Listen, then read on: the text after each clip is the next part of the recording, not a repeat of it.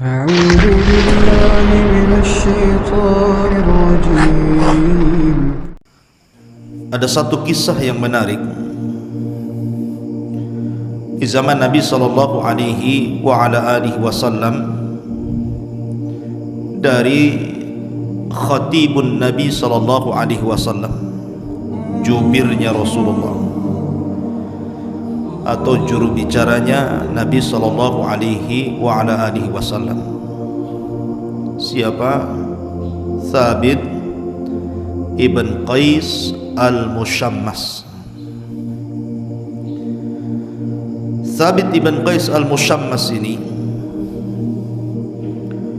adalah orang yang sangat cerdas, menguasai banyak pengetahuan tentang syair-syair Arab dan bahasa-bahasa asing. Ya, karena dia adalah juru bicara Rasulullah.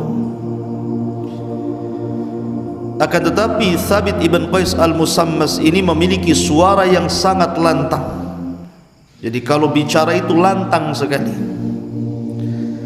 Bahkan kelantangannya dalam berbicara terkadang lebih lantang dibandingkan Nabi sallallahu alaihi wasallam. Maksud lantang di sini artinya keras suaranya, bukan kasar. Keras, orator orangnya. Ketika Allah Subhanahu wa taala turunkan ayat dalam surah Al-Hujurat, Allah mengatakan, ya ayyuhalladzina amanu la tarfa'u aswatakum fawqa sautin nabi.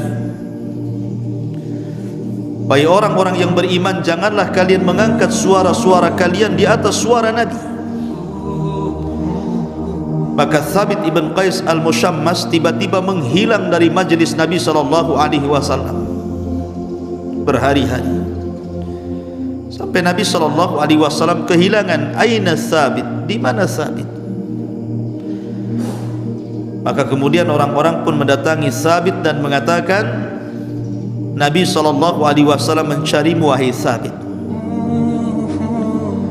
Ketika itu Thabit sedang menangis. Berhari-hari dia menangis pasca turunnya ayat itu.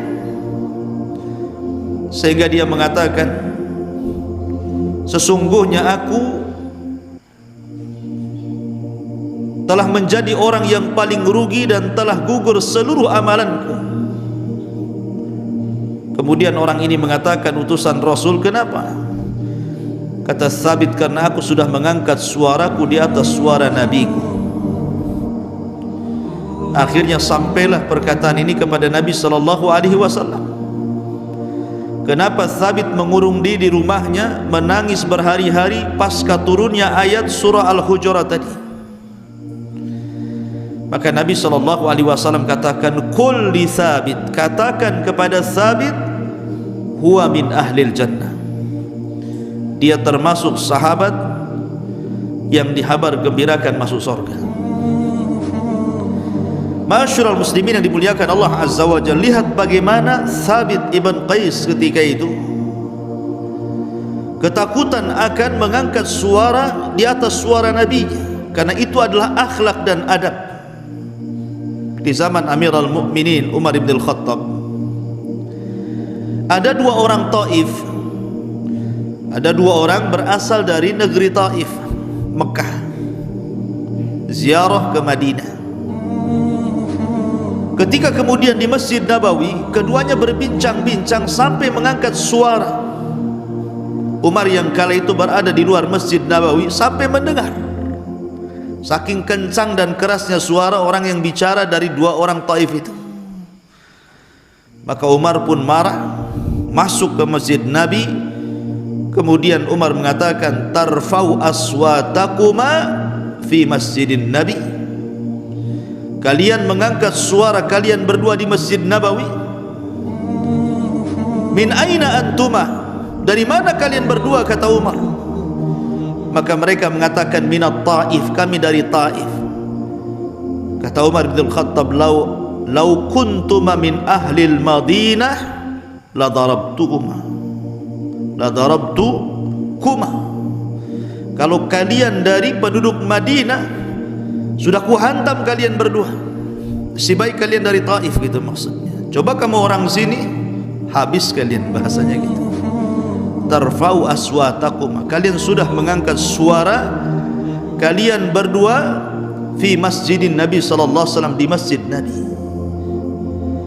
Kalau Umar bin Khattab radhiyallahu an saja marah kepada dua orang yang mengangkat suara di atas suara Nabi sallallahu alaihi wasallam, padahal Nabi itu sudah meninggal.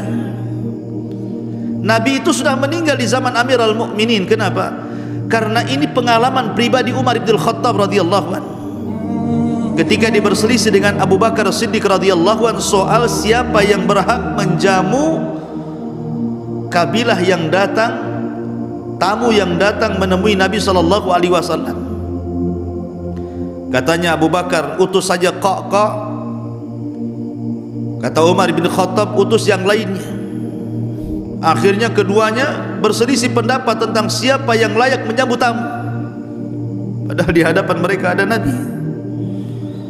Akhirnya kemudian Nabi sallallahu alaihi wasallam mengisyaratkan kepada keduanya untuk merendahkan suaranya.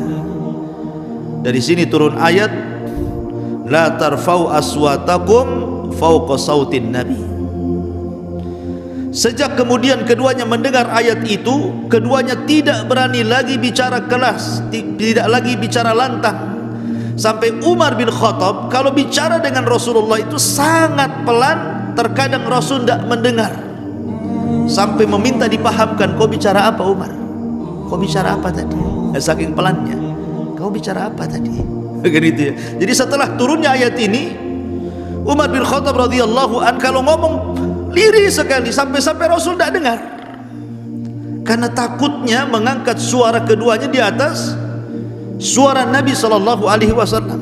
Begitu adab dan akhlak. Bagaimana para sahabat Nabi sallallahu alaihi wasallam sangat mencintai Nabi sallallahu alaihi wasallam.